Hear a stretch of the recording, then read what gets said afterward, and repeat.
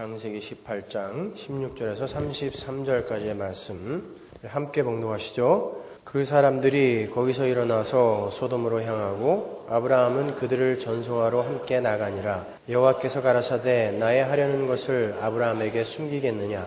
아브라함은 강대한 나라가 되고 천하 만민은 그를 인하여 복을 받게 될 것이 아니냐. 내가 그로 그 자식과 권속에게 명하여 여호와의 도를 지켜 의와 공도를 행하게 하려고 그를 택하였나니 이는 나 여호와가 아브라함에게 대하여 말한 일을 이루려 함이니라.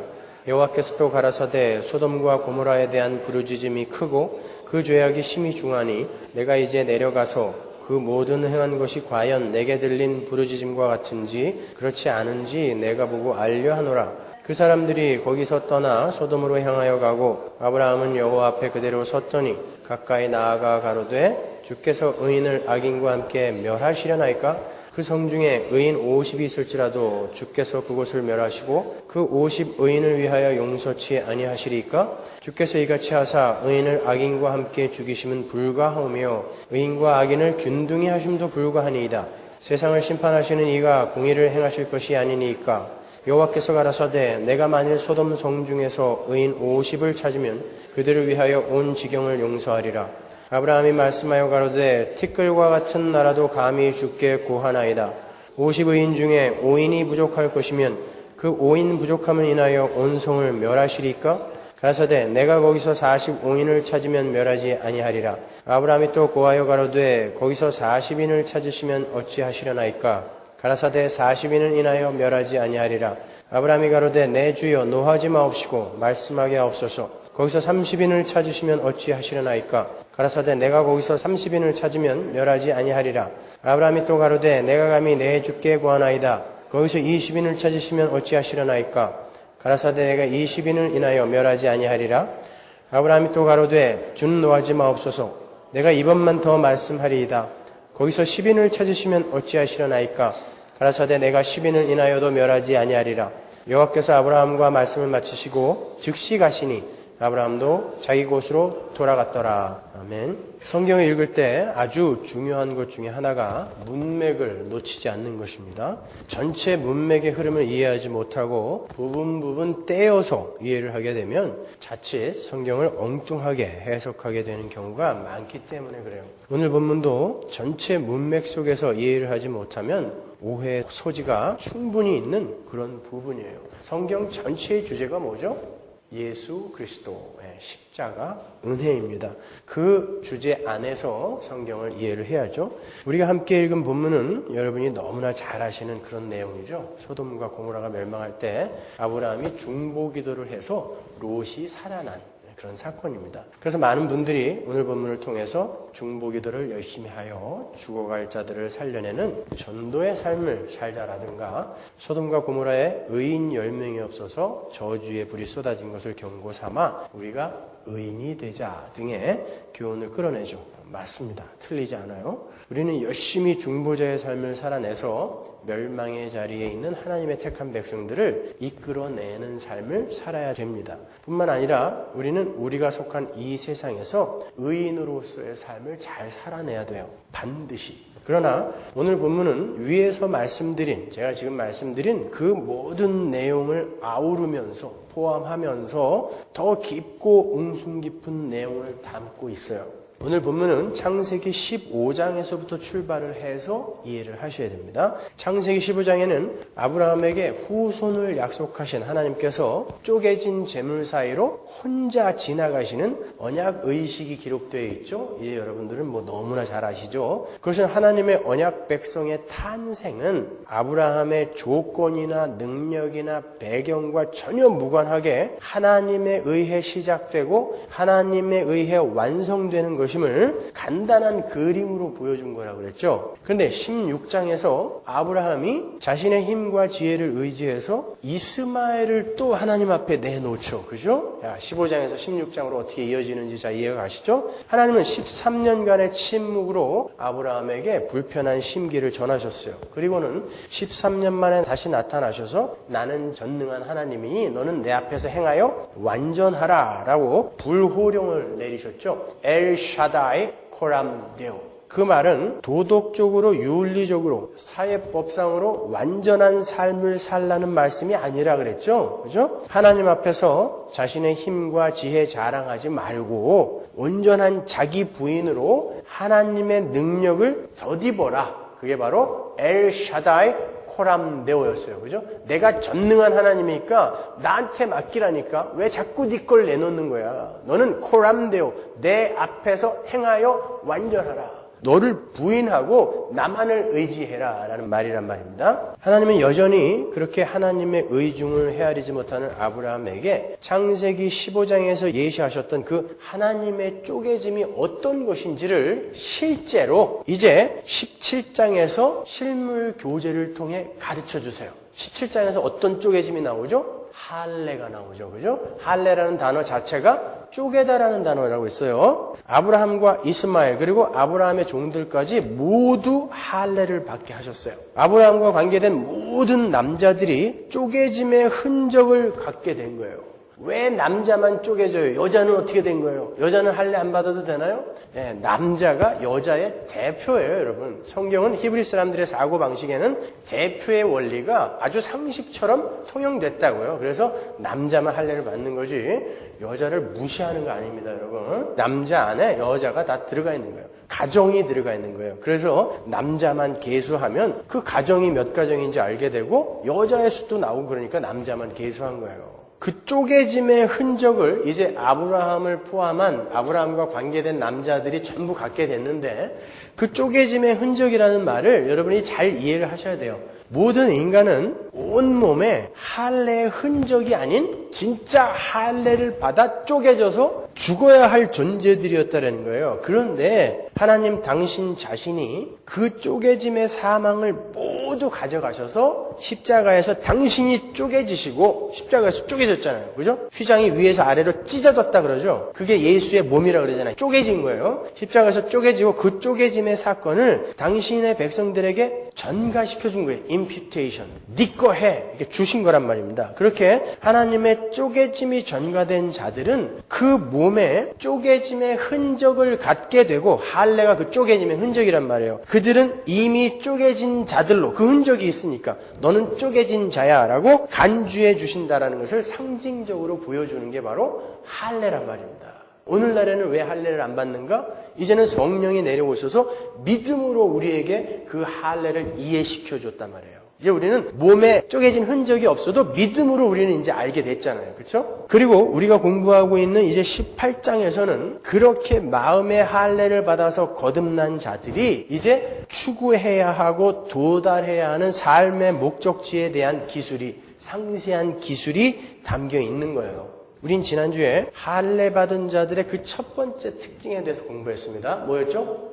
나그네 대접이었죠. 그죠? 하나님을 떠난 자들은 스스로를 보호하고 스스로의 힘으로 행복에 도달해야 되기 때문에 자기 자신 속에 이제 제한적으로 남아있는 자원을 보충하기 위해 남의 자원을 빼앗는 삶을 본성으로 타고나게 되었어요. 인간은 하나님 절대 의존적인 존재로 지어졌기 때문에 애초에 지어지기를 하나님으로부터 풍성한 생명력, 그 복이라고 그러죠. 그걸 바라크를 받아야 행복할 수 있어요. 근데 하나님을 자기들이 떠나버렸잖아요. 나도 왕이 될 수 있어. 왜 내가 당신 말만 들어야 돼? 그게 이제 선악과 사건이지 않습니까? 떠나버렸어요. 근데 하나님이 이 역사를 통해 이제 하나님 나라를, 하나님의 계획을 완성시켜야 되기 때문에 이들을 그냥 죽여버리면 안 되고 생존은 시켜야 되죠. 그래서 그 생존에 필요한 만큼의 생명력만, 하나님의 복만 우리 안에 이렇게 담아두신 거예요. 그래서 우리는 제한적 생명력을 갖고 있는 존재들인 것입니다. 그런데 그 인간은 하나님의 생명력이 풍성하게 흘러 넘칠 때만 행복하단 말이에요. 그런데 지금 우리는 제한적인 하나님의 복만 소유하고 있기 때문에, 그 생명력만 소유하고 있기 때문에 늘 부족해요. 그래서 그 부족한 것을 남의 자원을 탈취하는 것으로 채우려고 한단 말입니다. 그게 인간이에요. 그게 죄인들의 속성입니다. 모든 인간은 날 때부터 그렇게 태어나요. 그래서 죄인들은 나 이외의 다른 이들이 전부 경쟁자예요. 전부 적이 되는 것입니다. 그래서 그들은 진심에서 우러나오는 나그네 대접을 할 수 없어요.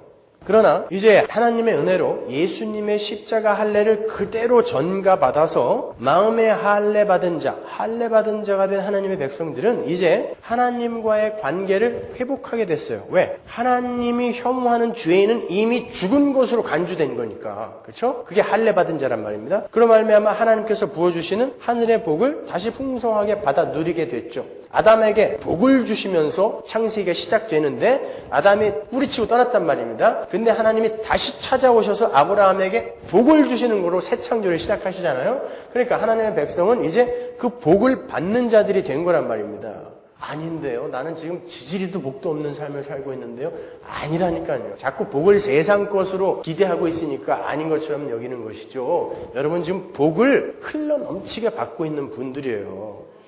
그 복이 이제 흘러 넘치는 사람들은 세상 것으로 행복을 채우려고 했던 그 시도에서 벗어나서 그 하늘의 것으로 행복할 수 있는 자가 되어버린 거예요. 그래서 이제는 남의 자원을 탈취하지 않아도 되는 그런 사람들이 되는 거예요. 질병 속에서 가난 속에서도 그게 별로 불행하게 여겨지지가 않아. 이제 하늘의 복이 무엇인지를 알게 되었기 때문에 그래서 그들은 이제 진심으로 나와 아무 상관없는 그리고 나에게 어떤 보상도 해줄 수 없는 그런 나그네들을 섬기고 대접할 수 있는 자가 되는 거예요. 진심으로. 나에게 보상해줄 수 있고 나에게 갚아줄 수 있는 사람에게 베푸는 건 누구나 할 수 있죠. 그러나 성도는 나그네, 그냥 스쳐 지나가버리면 끝나버리는 그런 나그네조차 섬길 수 있는, 아니 원수까지도 섬기고 그들을 사랑해줄 수 있는 자가 되어버린 것입니다. 그래서 그들이 이제 나그네를 섬기는 자가 되는 거예요. 그게 지난주 본문의 내용이었죠. 그 문맥을 놓치지 마시고 오늘로 넘어와야 되는 거예요. 그렇게 하나님의 할례 언약 속에 들어있는 자들의 두 번째 특징은 나의 목숨을 걸고 다른 이들을 위해 중보의 삶을 사는 것임을 오늘 본문은 기술하고 있는 거예요. 아브라함이 부지 중에 하나님과 천사들을 대접하고 이제 배웅을 하러 나갔어요. 서서 시중 들다가 이제 배웅하러 나갔어요. 근데 하나님께서 배웅 나온 아브라함에게 소돔과 고모라의 죄악상과 그들의 심판에 대해서 미주알 고주알 다 언급을 해주세요. 다 이야기해 주세요. 아브라함에게. 그랬더니 아브라함이 하나님을 막아서서 소돔과 고모라를 위해 기도하는 것으로 오늘 본문이 끝나죠. 그죠? 하나님을 막아서는 건 죽는 겁니다, 여러분. 목숨을 걸고 자기와 아무 상관없는 소돔과 고모라를 위해 기도하는 거예요. 아브라함이. 사실 오늘 본문은 하나도 빠짐없이 전부 멸망당해야 하는 세상을 품어 안고 하나님 아버지께 중보의 기도를 올리시는 예수님의 중보 사역을 그림자로 그리고 있는 거예요. 그리고 그 중보자 예수 그리스도 안에서 작은 중보자들로 새롭게 태어난 성도들의 신분에 대한 고지이기도 한 거고요. 먼저 오늘 본문에 나타난 예수 그리스도의 중보의 모습을 찾아보고 그 예수 그리스도의 중보가 어떻게 작은 중보자들의 삶에 적용이 될 수 있는지 한번 살펴보겠습니다. 오늘 본문의 이 아브라함의 중보의 모습은 골고다 언덕에서 보다 선명하게 드러나요. 아니 완성된다고 해야 맞는 표현이겠죠. 누가복음 23장 34절 보세요. 이에 예수께서 가라사대 아버지여 저희를 사하여 주옵소서 자기의 하는 것을 알지 못함이니이다 하시더라. 자기를 십자가에 못 박고 있는 원수들을 위해서 하나님을 막아서서 중보기도를 올리고 있는 예수 그리스도의 모습이 오늘 본문의 아브라함의 중보의 모습 속에서 작게 힌트되고 있는 거예요. 아브라함의 이 그림이 구약을 뚫고 달려 신약의 골고다 언덕으로 향하고 있는 것입니다. 잘 연결을 한번 해보자고요. 우리는 모두 소돔과 고모라인 혼돈과 공허와 흑암 속에서 인류의 타락한 역사가 토해내놓은 배설물들과 함께 뒹굴고 있던 자들이었어요. 우리는 다, 그렇죠? 전부 그런 자들이었습니다. 그런데 어떤 이가 와서 너희들의 모습을 좀 봐라. 너희들은 지금 더러운 토사물 속에서 뒹굴고 있는 더러운 존재들이야. 너희는 죄인들이야 라고 외쳤어요. 우리의 실체를 폭로해버렸습니다. 그때 우리는 우리의 감추고 싶은 치부를 드러낸 그 사람을 죽여버리기로 전부 합의를 했어요. 그 속에 우리가 들어있었던 거라니까요. 우리의 감추고 싶은 치부를 알고 있는 그 사람만 죽여버리면 마음 편하게 더러움 속에서 살 수 있을 것 같았기 때문이에요. 자, 어떤 모임에서 모두가 다 동일한 죄를 짓고 있는데 마음 편하게 죄를 짓고 있는데 한 사람이 돌아서서 그들을 정죄하면 사람들이 우리가 잘못했구나 라고 돌아서던가요? 그 사람을 죽이려고 그러죠. 마찬가지입니다. 모든 인간들이 바로 그러한 심정에서 예수를 죽여버린 거예요. 하나님은 당신의 공의로 그렇게 자기 아들을 향하여 짱돌을 든 모든 이들을 죽여버려야 마땅한 거예요. 그렇죠? 다 죽어야 돼요. 이제 전부 모든 인류가 다 하나님을 향해 돌을 들었으니까, 예수 그리스도를 향해 돌을 들었으니까, 너만 없으면 내 더러운 게 폭로가 되지 않을 텐데 왜 네가 날 지적해? 다 죽이려고 했던 거예요. 그런데 그렇게 자신을 죽이려 하는 자들을 향해 아버지의 분노를 막아서서 예수 그리스도가 창세전에 택함을 받은 의인들을 위해 기도를 하는 게 바로 아버지여 저희를 사하여 주옵소서라는 위대한 중보 기도인 것입니다. 거기서 예수님이 아버지여 저들을 사하여 주옵소서에서 저들이 온 세상이라고 이야기하시면 안 돼요. 그러면 이 온 세상이 전부 천국 갔어야 돼요. 그건 보편구원론이라고 그러죠. 유니버설리즘은 틀린 것입니다. 여러분 아니에요. 성경의 일관성이 없어져요. 그러면요. 그러면 아버지여 저들의 죄를 사하여 주옵소서 해서 저들은 누구예요? 여러분인 거예요. 교회. 그 교회를 위해 예수 그리스도께서 하나님의 진노를 막아서고 하나님 저들은 죽이면 안 됩니다라고 막아서신 것입니다. 그렇게 해서 여전히 소돔과 고모라 같은 혼돈과 공허의 땅에 살면서 예수님의 살해에 가표를 던졌던 그런 택함을 입은 자들이 의인이 되어서 살아나오게 된 것이 바로 구원인 거예요. 그러니 우리가 얼마나 수지 맞은 것입니까, 여러분? 오늘 본문으로 한번 돌아와 보세요. 지금 하나님께서 타락과 죄악의 대명사인 소돔과 고모라로 심판의 불을 들고 향하고 계세요. 그런데 아브라함이 그 길을 막아서서 그곳에 있는 의인들을 생각해 주세요라고 하나님께 기도하고 있어요. 그 아브라함의 기도에 의해 소돔과 고모라에서 살고 있던 롯이 의인의 반열에 들어가 그곳에서 건져지는 거예요. 잘 이해하셔야 돼요. 하나님은 롯의 구출 사건을 이렇게 말씀하십니다. 창세기 19장 28절 보세요.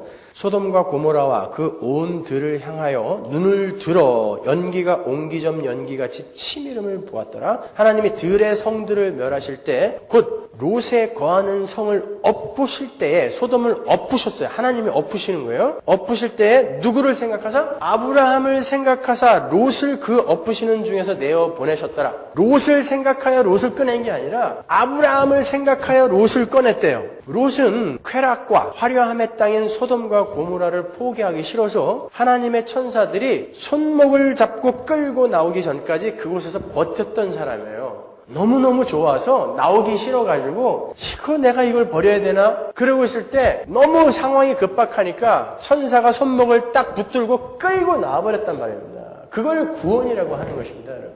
롯 그 나쁜 놈 그러시면 안 돼요. 우리가 바로 그런 자리에서 구원을 받은 자였던 것입니다.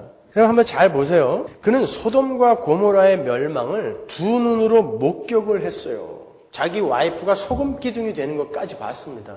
그러고도 술에 취해서 두 딸과 근친상간을 해서 아이를 낳은 사람이에요. 그 놈을 뭐가 이쁘다고 구해줬을까요, 하나님이?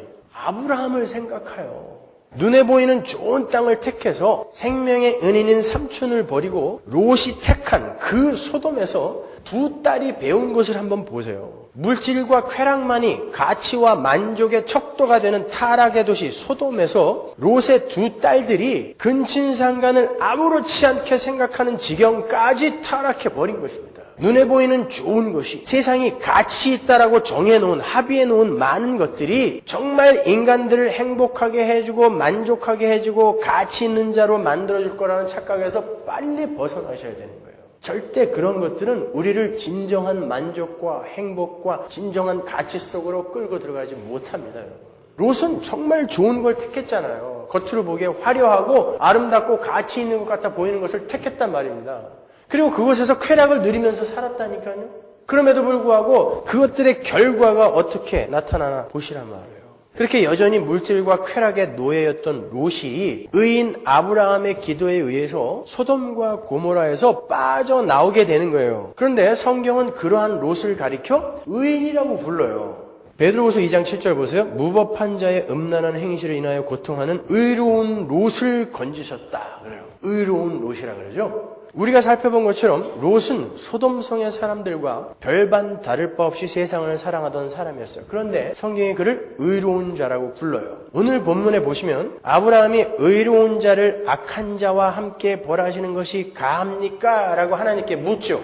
거기 있는 의인들은 전부 살려주셔야 됩니다 라고 하나님께 고하는 거예요. 그러니까 그 멸망받는 악인들 속에서 건져진 사람은 다 의인이라는 얘기죠. 그렇죠? 아브라함이 그렇게 기도했으니까. 근데 롯이 거기서 나왔단 말입니다. 그러니까 롯은 의인이 맞죠. 근데 하나님은 19장 29절에서 그 롯이 소돔성에서 빠져나오게 된 이유, 그가 의인이 된 이유를 아브라함을 생각하여 라고 대신단 말입니다. 그러니까 그가 의인이 되어 소돔성에서 빠져나온 이유가 뭐예요? 아브라함의 중보 때문인 것입니다.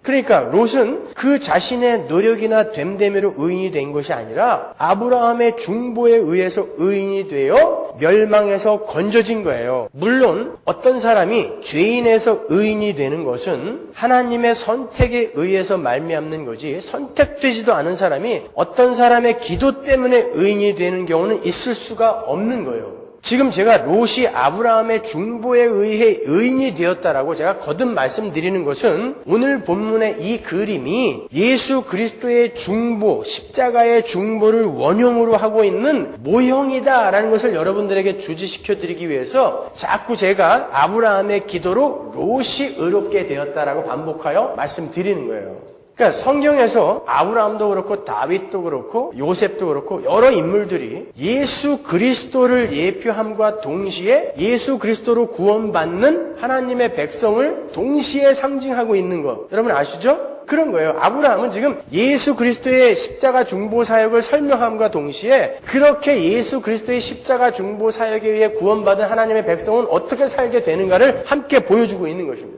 오늘 본문은 그렇게 여전히 소돔과 고모라에서 희희낙낙하며 살아가던 우리가, 바로 우리의 이야기인 거예요. 우리가 예수 그리스도의 중보 사역에 의해서 의인이 된 사건을 모형으로 보여주고 있는 거고, 그렇게 의인이 된 자들 역시 예수 그리스도의 중보 사역에 동참하게 됨을 보여주는 거예요. 그래서 아브라함의 기도로 롯이 살아나 버리는 것입니다. 아울러 우리는 오늘 본문 말씀을 통하여 우리의 의인됨에는 우리의 노력과 됨됨이가 손톱만큼도 기여하지 못했다는 것 또한 배울 수 있는 거고요. 그렇게 하나님과 우리 사이에서 중보자로 서신 예수 그리스도와 할례 언약 속에 들어있는 성도들이 연합되어 있는 거예요.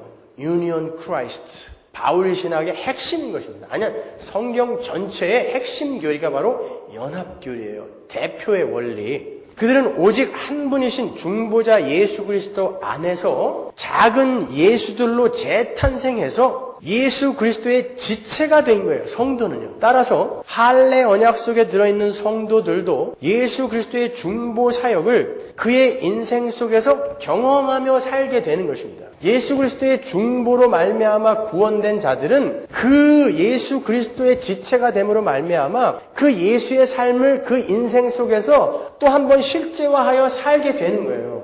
그래서 우리가 그 십자가의 삶을 이 땅에서 살게 되는 것입니다. 따라서 중보 기도를 할 수 있는 사람은 예수 그리스도 안에서 중보자가 된 자신의 신분을 명확히 이해한 사람만이 중보의 기도를 할 수 있는 거예요. 그러니까 복음의 핵심이 무엇인지를 명확하게 이해한 사람만이 중보 기도를 할 수 있는 거예요. 제가 개척 초기에, 저희 교회 개척 초기에 우리 교인들에게 중보 기도라는 말을 함부로 쓰지 말라라는 엄명을 내린 적이 있었어요. 그것은 많은 분들이 마치 자기의 기도에 능력이 있어서 자기가 중보 기도를 하는 것으로 오해를 하고 계셨기 때문에 그렇게 한 거예요. 중보자는 오직 한 분 예수 그리스도입니다. 그래서 진정한 중보 기도를 할 수 있는 분은 중보자인 예수밖에 없어요. 볼까요? 디모데전서 2장 5절. 하나님은 한 분이시요 또 하나님과 사람 사이에 중보도 한 분이시니 곧 사람이신 그리스도 예수라. 사람과 하나님 사이에서 다리가 될 수 있는 분은 사람이며 하나님인 분밖에 안 되는 것입니다. 그래서 중보자는 한 분이고 중보기도도 예수님밖에 할 수 없는 거예요. 그런데 우리가 그 한 분 중보자 예수 그리스도 안에서 작은 예수들이 된 거예요. 그래서 이 세상에서 중보자의 삶과 중보자의 기도를 경험할 수 있는 특권을 부여받게 된 것입니다. 여러분은 이 땅에서 그 중보자의 삶을 반드시 살게 되어 있어요. 이제는 내가 잘나서 내 기도가 능력이 있어서 중보 기도를 할 수 있는 것이 아니라 하나님께서 예수 그리스도의 중보 사역의 동역자로 우리를 부르셨기 때문에 우리는 감히 중보 기도를 할 수 있게 된 거예요. 그렇게 중보기도는 하나님의 은혜로 새롭게 창조되어서 하나님의 계시를 분별할 줄 알고 하나님의 뜻을 알게 된 사람만이 할 수 있는 거예요. 그런데 이제 4년간 여러분들이 복음에 대해서 깊이 배우셨고 이해를 하셨잖아요. 성도는 하나님 앞에서 자기를 부인하는 것이고 하나님의 은혜만을 꼭 붙드는 것이 바로 성도다라는 것을 이제 아셨어요. 그리고 우리는 예수 그리스도 안에서 작은 예수가 되었고 이제 중보자의 삶, 십자가의 삶, 자기 부인의 삶을 살아야 한다는 것까지 알게 되셨잖아요. 그래서 이제는 우리 교회에 중보기도 팀이 생길 수 있는 것입니다. 그걸 제대로 이해하지 못하고 중보기도부터 시작을 하게 돼버리면은 그거는 자기의 의를 쌓는 결과로 치닫게 된다고요. 올바른 중보기도를 할 수 있는 사람은 어때요? 절대 자랑이 안 돼요. 밤을 새워 기도하고도 자랑이 안 돼요. 오히려 영광스럽죠. 하나님이 이 중보사에게 나를 초청해 주시다니로 가게 되는 거죠. 그러니까 억지로들 하지 마세요. 하기 싫으면 억지로들 하지 마세요.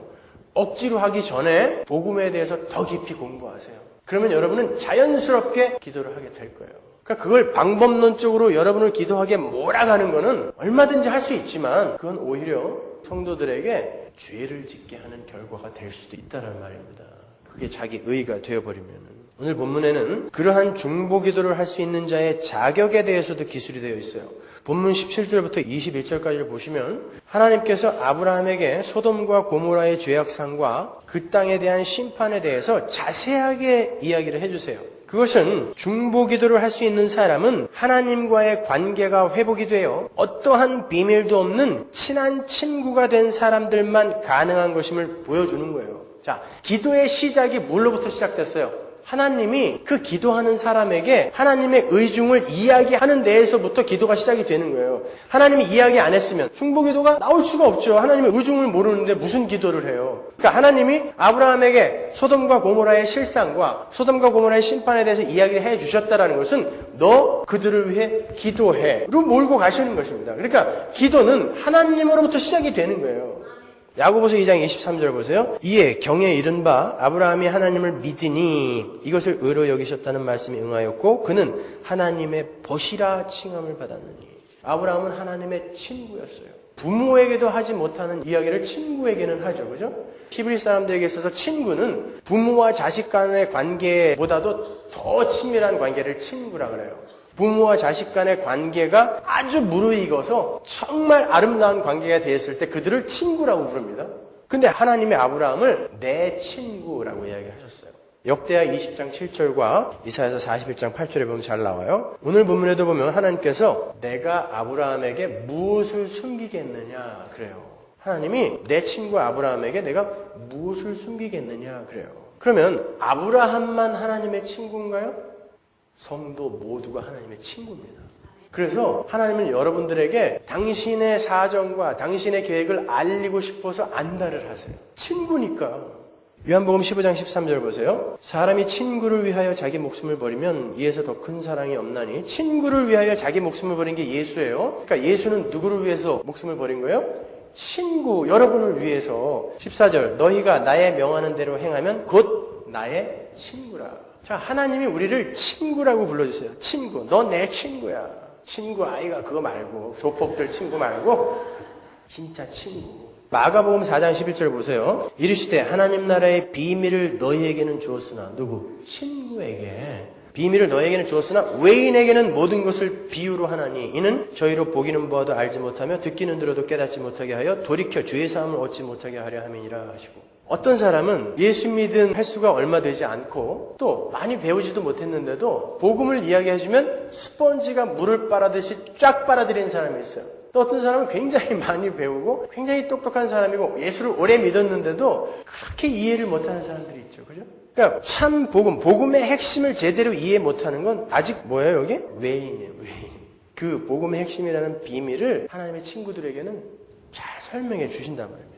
하나님은 당신의 친구들에게만 하늘의 비밀을 알리세요. 그래서 오늘 본문에서도 하나님이 아브라함의 배웅 자리에서 친구인 아브라함에게만 당신의 비밀을 알려주신 거예요. 그러한 하나님의 친구들만이 하나님의 의중을 알게 되는 거고 하나님께 감히 중보의 기도를 드릴 수 있는 거예요. 왜? 친구니까.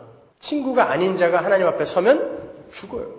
근데 친구니까 이야기해요. 굉장히 불경한 이야기인 것 같은데 반면에 굉장히 또 다정해요. 그죠?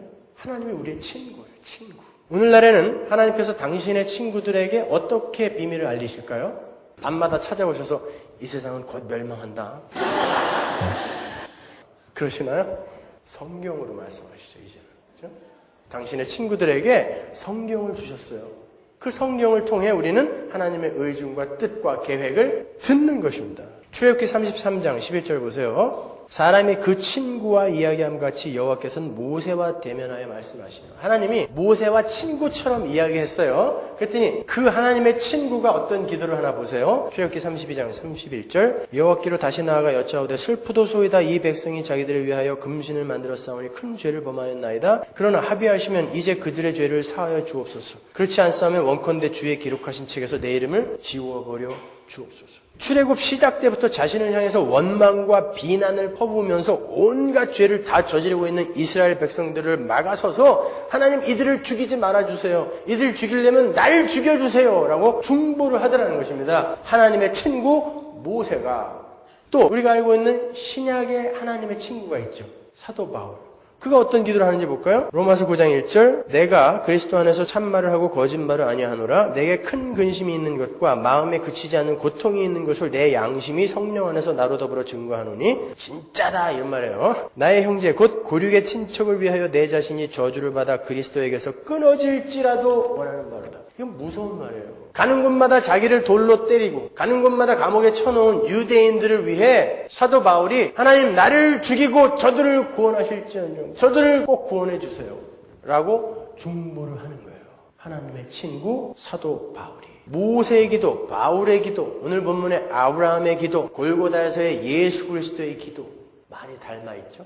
그 자리로 바로 여러분이 초청되고 있는 것입니다. 성도야, 너희는 할례 받은 자들은 이렇게 사는 거야. 나그네 대접, 중보의 삶. 중보라는 건 진심에서 우러나 나 말고 다른 이들의 거룩의 완성과 다른 이들의 참된 복을 위해 기도해 주는 거. 내 상함을 감수하며 내가 지옥에 갈지라도 하나님 저들은 건져주세요라는 그 자리로 우리를 몰고 가시겠다는 것입니다. 그게 자기 부인이요 사랑의 삶이요 섬김의 삶 아니에요. 그게 그 자리로 우리가 가는 거예요. 우리는 교회에서 그거 배우는 것입니다. 우리는 그렇게 하나님의 할례 언약 속에 들어있는 우리 하나님의 백성들은 예수 그리스도의 중보 사역에 동참하는 영광을 누리게 된 거예요. 근데 어디까지 누구를 위해서까지 중보를 해야 돼요? 원수. 모세, 예수님, 바울 다 누구를 위해서 중보하셨어요? 원수. 자기를 향해 돌을 들고 있는 자들을 위해 중보를 했어요. 그래서 예수 믿는 게 쉽지 않다는 것입니다. 기도해서 복이나 받고 병이나 낫는 게 기독교라면 너무 좋죠. 너무 쉽지 않아요, 그거는요? 그러나 기독교는 그런 유치한 데 머물러 있는 게 아닙니다, 여러분. 원수를 위해 내 목숨을 버리는 그 중보의 자리로 초청받는 게 성도라니까요. 그래서 우리가 힘든 거예요. 이 땅에서 우리는 고난과 환난을 통과하며 그러한 자로 지어져 가는 거예요. 완성되어져 가는 것입니다. 하나님은 오늘 본문에서 친구 아브라함에게만 알려주신 그 똑같은 비밀을 우리에게도 알려주셨어요. 또 소돔과 고모라 쟤네들이 죄 지어서 내가 저거 확 불태워버리려고 그런다. 아브라함에게 하신 말씀을 우리에게 똑같이 이야기해 주셨다니까요. 베드로후서 3장 9절 보세요. 그러나 주의 날이 도적같이 오리니 그날에는 하늘이 큰 소리로 떠나가고 체질이 뜨거운 불에 풀어지고 땅과 그 중에 있는 모든 일이 드러나리로다. 이 모든 것이 이렇게 풀어지리니 너희가 어떠한 사람이 되어야 마땅하냐. 똑같은 이야기를 우리에게 해주셨어요. 여러분은 이것을 하나님의 음성으로 듣습니까? 친구의 음성으로 들으세요? 그러면 아브라함이 그 이야기를 듣고 하나님 안 돼요. 그들 그냥 다 죽여버리면 안 돼요 라고 나섰단 말입니다. 그러면 그 이야기를 들은 우리의 삶 속에서 무슨 기도가 나와야 되냐고요. 아이 쌤통이다. 나 예수 믿는다고 그렇게 조롱하고 손가락질 하더니 하나님 아주 그냥 확 태워버리세요. 잘 익혀주세요. 그러실 거예요? 아닙니다, 여러분. 그게 정당한 것 같지만 그 자리로 가지 말라는 거예요, 너희는. 그럼에도 불구하고 너희들은 그 앞을 막아서서 하나님, 저들도 저와 같은 은혜를 입어 하나님의 거룩한 백성으로 어서 성숙되어 완성되어지게 해주세요라는 그 자리로 내려가라는 것입니다. 그게 성도의 삶인 거예요. 그런 삶이 무슨 삶이에요? 사랑하는 삶. 그런 삶이 섬기는 삶. 그 삶이 십자가의 삶, 자기 부인의 삶. 그 삶을 쉬운 말로 전도라고도 하는 것입니다. 그러니까 전도는 해도 되고 안 해도 되는 게 아니라 여러분이 반드시 하셔야 되는 거예요. 삶으로, 입으로. 아브라함의 그 간절한 기도에 의해 창세전에 택함을 받은 롯이 의인이 되어서 소돔성에서 빠져나왔어요. 그러면 아브라함이 기도하지 않았으면 롯은 그냥 거기서 불타 죽나요? 아니죠. 하나님이 창세전에 택한 백성은 무슨 수를 써서라도 끌어내세요. 근데 왜 굳이 아브라함의 중보기도를 통해 롯을 구하시는 장면을 우리에게 그렇게 긴 공간을 할애하여 보여주실까요? 우리 교회는 반드시 그렇게 나 아닌 다른 존재들을 사랑하고 섬기는 자로서의 삶을 살아야 하며 그 삶을 통해 하나님이 하나님 나라를 확장하고 완성시키겠다라는 것을 우리에게 보여주는 거예요. 그러니까 너희들은 반드시 그 삶을 살 수밖에 없다는 것을 보여주시는 것입니다. 따라서 할례 언약 속의 하나님의 백성들은 자기 자신을 향한 사랑에서 자기 자신만을 향한 사랑에서 눈을 돌려 나 이외의 다른 나그네들을 대접하는 섬김의 삶을 살아야 하며 나 아닌 다른 이들의 구원을 위해 입으로 삶으로 열심히 하나님 앞에 간구하며 전도하는 삶을 살게 된다는 것이 창세기 18장의 주요 메시지인 거예요.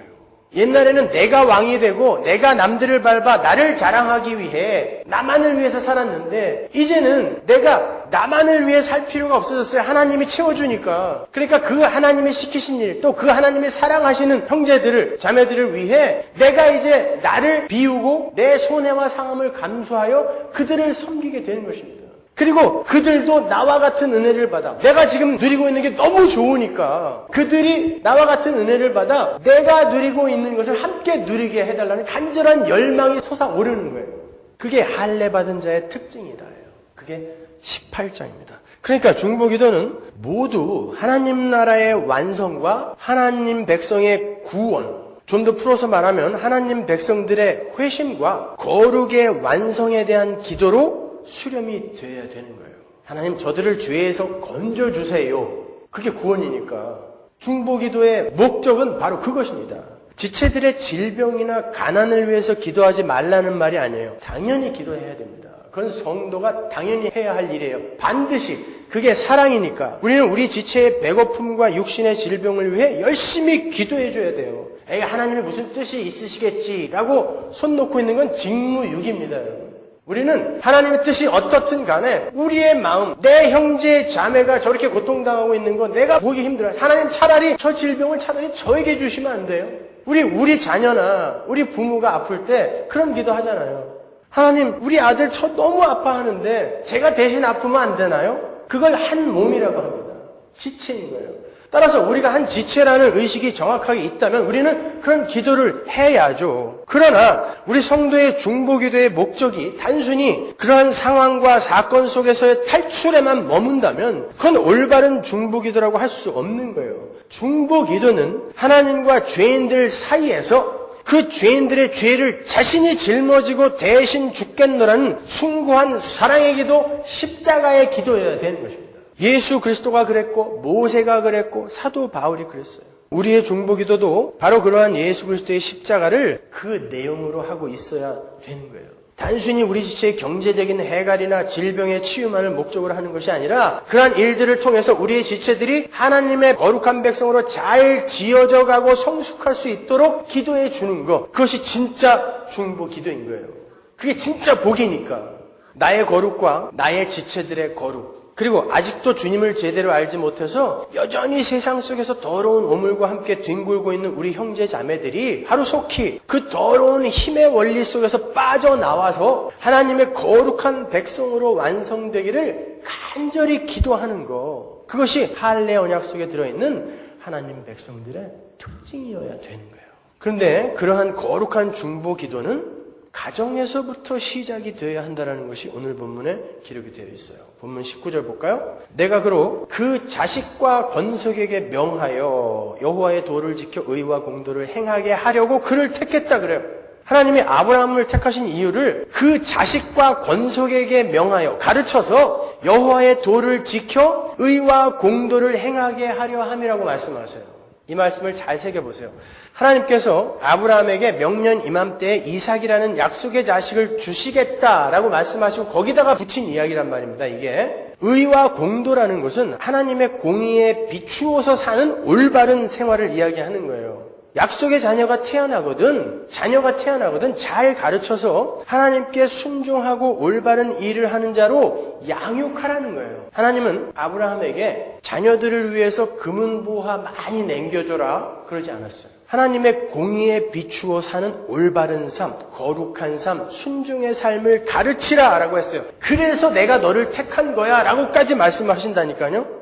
따라서 우리는 가정에서부터 우리 자녀에게 세상의 힘의 원리에서 벗어나서 멸망의 자리에 서지 않도록 잘 가르쳐야 되는 거예요. 무슨 수를 써서라도 남들보다 잘난 사람이 되라. 그래야 행복한 거야. 그래야 사람들이 너 부러워한다니까. 이런 식의 교육은 소돔과 고모라의 가르침인 것입니다.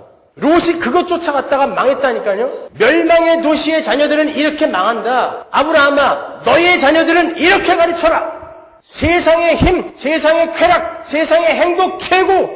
그렇게 가르친 자 내가 다 태워 죽일 거야. 곧 봐라. 너는 의와 공도를 행하는 그 삶을 네 자녀들에게 가르쳐야 돼. 이게 진짜 행복한 삶이야. 를 보여주는 거예요. 자녀가 학교 하루 안 가면은 그냥 때려 죽일 것처럼 야단치고 학교 공부 때문에 교회 몇 주 안 가는 거는 얼마든지 용서할 수 있는 거. 소돔과 고모라에다가 자식을 처박아 두고 있는 것입니다. 야, 교회는 아무 때나 갈 수 있잖아. 그러나 공부는 때가 있는 거야. 다음 주에 예수님 오시면 어떡할 거예요? 그건 소돔과 고모라에 자식을 방치해 놓고 어떻게 해서든지 네가 잘 돼서 나의 자랑거리가 되어다오 라고 하는 죄의 뿌리에서 나오는 것입니다. 그건요. 그 자식 잘 돼서 행복하게 잘 살았으면 좋겠다는 결국 네가 내 자랑거리가 되어서 내가 못 이룬 거 네 대해서 좀 이루어다오 아닙니까 여러분? 그런 애들이 효도하는 거 보셨어요? 진짜 가치가 무엇인지 잘 분별하시고 가르치셔야 되는 거예요 여러분. 자기 집에서는 그렇게 가르쳐 놓고 교회 와서 주일학교 선생이 어떻다는 둥, 목사가 어떻다는 둥 이따오 소리 하지 마세요. 가정에서 시작되는 것입니다 여러분. 그 교육은 가정에서 시작되는 거예요. 자기가 집에서 다 망쳐놓고 우리 애가 왜 이래요? 라고 찾아와요.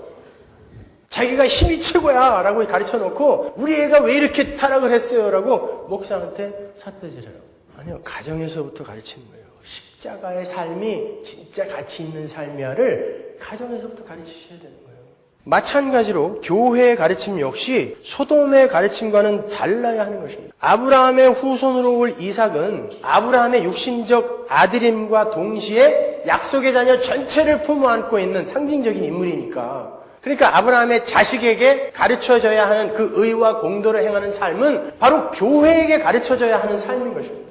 그러니까 하나님의 힘을 이용해서 이 땅에서의 힘과 쾌락을 얻어내겠다라는 번역의 신학은 소돔과 고모라의 가르침인 거예요. 하나님의 약속의 후손들에게 주어져야 할 가르침은 여러분이 확인하신 것처럼 하나님의 뜻에 순종하여 의와 공도를 행하는 삶에 관한 것이어야 하는 것입니다. 롯이 눈에 보이는 화려한 것, 눈에 보이는 쾌락, 눈에 보이는 행복 쫓아갔다가 그리고 자식들까지 그렇게 가르쳤더니 자식들이 아비와 근친상간을 하고 불에 타서 죽어버리더라는 것입니다. 그거 가르치지 말고 너희는 의와 공도를 행하는 그 삶, 그게 십자가를 지는 삶이고 그게 중보의 삶이고 자기 부인의 삶이지만 힘들지만 그거 가르쳐라 라고 이야기하는 것입니다. 우리는 힘의 원리를 버리고 자기 부인과 순종의 삶을 열심히 가르치고 살아내야 하는 거예요. 그게 성도의 삶입니다. 거기에서 진짜 중보의 삶이 나오고 거기에서 진짜 중보 기도가 나오는 것입니다. 자기의 삶은 여전히 자기만을 위해서 살면서 기도만, 주여 우리의 형제 자매들의 어쩌고 저쩌고, 그건 사기예요. 그 사람은 아직 중보자의 자격도 없고 그런 사람의 입에서 나오는 건 중보 기도가 될 수 없는 것입니다. 여러분, 왜 이 세상이 이렇게 어두워졌죠? 유토피아를 꿈꾸던 인간들의 세상이 왜 회색빛 디스토피아를 향해 달리고 있습니까? 여러분, 이 세상이 정말 지금 살기 좋아지고 있나요? 아름다워지고 있습니까? 죄인들이 중보의 삶을 살지 못하고 이기의 삶, 이타의 삶을 살지 못하고 이기의 삶을 여전히 고수하고 있기 때문에 그런 거예요. 어떻게 해서든지 내가 왕이 되어서 이 땅에서 잘 먹고 잘 사는 것이 모든 인간들과 사회와 국가들의 목표가 되어버렸기 때문에 이 세상은 이렇게 흡혈귀의 세상이 되어버린 것입니다. 어떻게 해서든지 남의 자원을 빼앗아서 내 것을 채워야 되는 세상이 되어버린 거예요. 무시무시한 세상이 되어버린 것입니다. 한쪽에서는 소화 비만을 걱정하면서 소화 비만 해소, 소화 다이어트 프로그램이 쏟아져 나오고 있고, 한쪽에서는 먹을 게 없어서 촉은 먹피도 아니야. 그것도 벌써 다 벗겨 먹어서 없고 진흙을 구워 먹는 아이들이 있어요. IT 아이들. 어른할 것 없이 배가 너무 고파서 진흙을 채로 쳐서 소금을 뿌려서 구워 먹고 있다고요. 한쪽에서는 그거 빼겠다고 뛰고 있고 한쪽에서는 배가 고파서 진흙을 먹고 있어요. 왜 이렇게 됐어요? 그건 나누면 되잖아요. 얘가 뛰어서 뺄 거 조금 덜 먹고 걔네 갖다 줬으면 걔네가 진흙 안 먹어도 되는 거 아닙니까? 근데 왜 이렇게 됐어요? 왜 정말 세계 유수의 곡물 회사의 창고에는 매점 매석의 곡식이 산더미처럼 쌓여 있는데 왜 아프리카에서는 하루에 몇만 명씩 굶어 죽죠? 왜 미얀마에서 태풍 나리기스로 수만 명이 죽고 여전히 수백만 명이 이재민으로 그렇게 텐트를 치고 살고 있는데 그들이 왜 희망이 없다라고 이야기합니까? 왜 스촨성에 아직도 26만 명이 콘크리트 밑에 깔려 있다고 하는데 왜 우리는 내일 아침 끼니를 걱정하고 있는 것입니까? 여기에서 여전히 내가 세상의 왕인 거예요.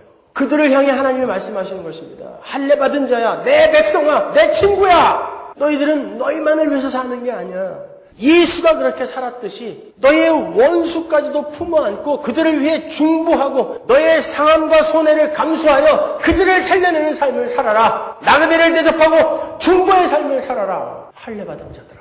우리에게 말씀하시는 것입니다. 중국에 대지진이 났을 때 한국 유학생들이 며칠 만에 살아났어요. 그들이 인터뷰한 내용을 제가 봤는데 그 며칠 동안 어떻게 살아남았습니까? 했더니 그 추위를 이기려고 돈과 여권과 학생증을 태워서 불을 쬐었대요. 그거 다 뭐예요? 돈, 여권, 학생증, 유학생 신분 다 태워버린 거예요. 추워서 언젠가 하나님이 이 땅을 불로 심판하실 때 이 세상 사람들이 힘이라고 합의해 놓은 것들은 전부 땔감이 되는 것입니다. 그것을 위해 여러분이 사시겠냐고요. 예수의 힘을 이용하여 그것을 얻어내겠다고 이 세상을 사시겠냐고요. 그건 잠깐 불 때문에 없어질 거라니까요. 손 잠깐 녹이면 없어질 것들입니다. 세상의 힘은. 그거보다 진짜 가치 있는 것을 찾아가셔야죠. 예수 그리스도. 새하늘과 새 땅. 그러나 거기에서 살려면 이 땅에서 중보의 삶, 나그네 대접의 삶, 사랑의 삶을 열심히 훈련하셔야 돼요. 배우셔야 됩니다. 그래서 예수 믿는 게 쉽지 않다는 거예요. 여러분 환경 호르몬이라는 게 있죠. 플라스틱 용기에서 나오는 거예요. 호르몬이라는 게 원래 뭐예요? 호르몬은 우리 몸의 생식이라든지 성장이라든지 이런 거를 아주 원활하게 될 수 있게 도와주는 거예요. 근데 환경 호르몬은 우리 몸속에 들어와서 그 체계를 확 뒤집어 버리는 거죠. 그래서 위험해요. 그런데 우리 인간들이 지금 그렇게 살고 있지 않나 한번 생각해 보세요. 하나님은 창조를 하시고 그 속에 사랑과 긍휼과 연민과 섬김이라는 그런 것으로 이 세상이 평화를 그려내도록 창조를 했었어요. 그걸 자연의 법칙이라고 합니다. 그런데 다른 것들이 전부 이렇게 잘 살고 있는데 유독 인간이 들어가서 그걸 흐트러 놓는 거예요. 내가 많이 먹으려고. 그러니까 지구온난화도 생겨서 이제 생태계도 완전히 틀어져 버렸어요. 꽃들이 언제 꽃을 피워야 되는지를 몰라요. 아니 식물을 먹어야 할 소한테 육골분을 먹여서 소를 미치게 만들었어요. 그래놓고 광우병이 어쩌고 저쩌고 우리가 다 만들어 놓은 거 아닙니까? 우리가 더 많이 먹기 위해. 여러분 이기적인 삶에서 이제는 벗어나셔야 돼요. 우리는 이타적인 삶으로 돌아서서 섬기고 중보하며 사랑해주고 손해보고 당해주는 삶을 잘 살아내셔야 돼요. 그들만이 하나님의 친구고 그들만이 하나님의 음성을 들은 사람입니다. 기도하겠습니다.